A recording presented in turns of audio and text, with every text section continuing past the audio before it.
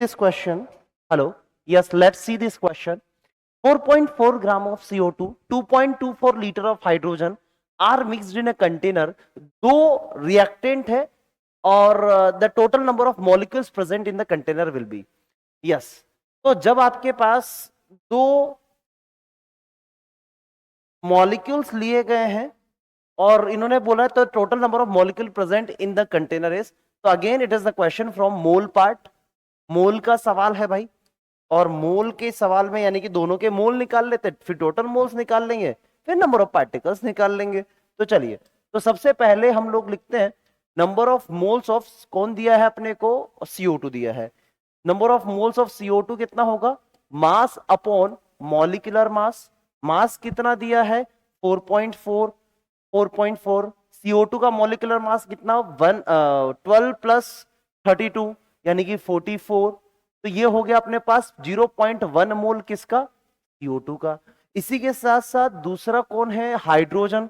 Hydrogen के मोल निकालने हैं, number of moles of hydrogen.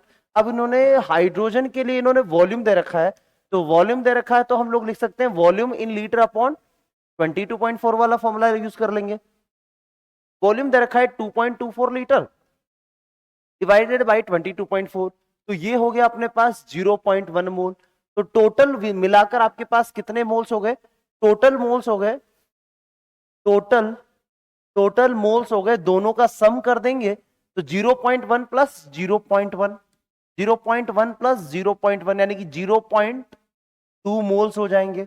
अब 0.2 मोल्स हो गए टोटल मोल्स. अब ये पूछ रहा है नंबर ऑफ मॉलिक्यूल्स कितने होंगे, तो नंबर ऑफ मॉलिक्यूल्स कितने होते हैं साहब, N into N A. Number of molecules हो जाएंगे, एक मोल में Na तो N मोल में N इंटू Na. तो N की वैल्यू है 0.2 इंटू अवोगाद्रो नंबर, तो इतने मॉलिक्यूल्स हो जाएंगे, इतने मॉलिक्यूल्स हो जाएंगे. ठीक है, तो 0.2 Na. अच्छा, 0.2 Na की अगर बात करें वैल्यू कितनी बनेगी, तो 0.2 into 6.02 into 10 raised to the power 23. That comes out to be 6 दूनी 12, 1.2 into 10 raised to the power 23. इतने ओवरऑल नंबर ऑफ मॉलिक्यूल्स बनेंगे, इतने नंबर ऑफ मॉलिक्यूल्स बनेंगे. तो 1.2 इंटू 10 की पावर 23, क्या ऐसा कोई ऑप्शन है, 1.2 into 10 raised to the power 23. Answer will be B option.